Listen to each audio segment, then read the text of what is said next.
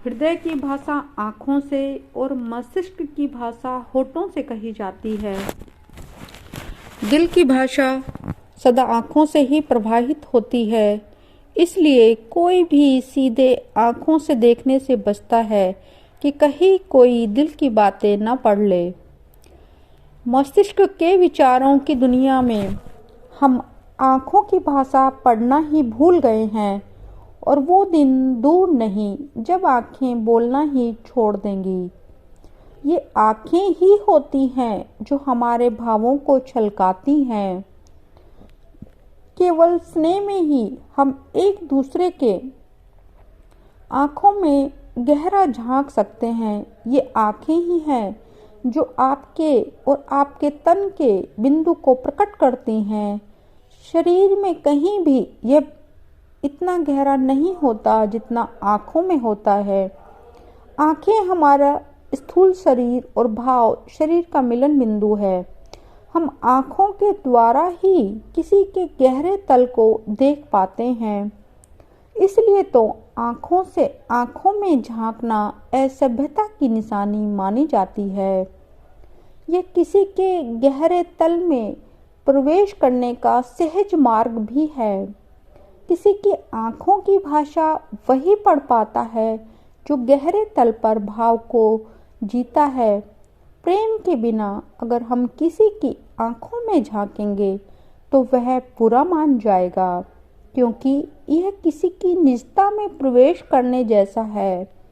तुम उसके भीतर बिना बुलाए मेहमान हो जाओगे। गहरे स्नेह में आँखों का द्वार खुलता है। जब तक कि हम एक दूसरे के प्रति खुल न जाएं, नहीं तो यह द्वार बंद ही रहता है और इस द्वार की चाबी गहरा स्नेह ही है। आँखों के द्वारा ही भीतर एक मिलन घटित होता है। भीतर जाने का एक ही मार्ग है और वह है हमारी आँखें।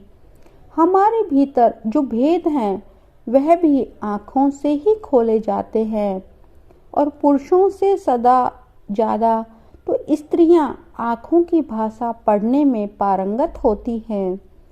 अगर हम किसी के स्नेह में हैं तो उसे देखते ही आँखें फैल जाती हैं। भीतर के द्वार कुछ ज़्यादा खुल जाता है और जिसे हम नापसंद करते हैं तो आँखें सिकुड़ जाती हैं, द्वार बंद हो जाते हैं। आँखों की भाषा उसके लय पर निर्भर करती है। इसकी अपनी एक व्यवस्था है। अगर कोई इस व्यवस्था को जान ले तो वह हमारे भीतर के भावों को भी जान सकता है। उसके बारे में तो आजकल पूरा विज्ञान मौजूद है कि आँखों की क्रियाओं से कैसे भाव को पढ़ें। हमारे विचारों की सक्रियता को भी आँखें ही बयान करती हैं। जितनी ज़्यादा आँखें विचरण करती हैं उतने ज़्यादा विचारों की उपस्थिति होती है। सम्मोहन में सम्मोहनकर्ता अपने विचारों को स्थिर कर लेता है और आँखों से आपके भीतर के विचारों को पढ़ता है। हम बहुत बार किसी से सम्मोहित हो जाते हैं। इसका मतलब यह है कि उसका प्रवेश वहाँ तक है जहाँ आप गहरे तक हैं, जहाँ आपकी भावनाएं हैं। जो जितना गहरा और विचार शून्य होगा वो ही दूसरों की गहराई तक झांक सकता है, उसे पढ़ सकता है और आज्ञा भी दे सकता है।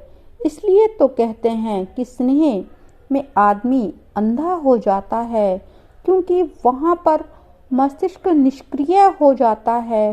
क्योंकि मस्तिष्क तो रहा नहीं जो कुछ विचार करे। इसलिए प्रेमी नैनों की भाषा में बातें करते हैं और ये भाषा जान लेता है तो वो ही दूसरे को पा लेता है, उसके भीतर प्रवेश कर जाता है। इसे ही कहा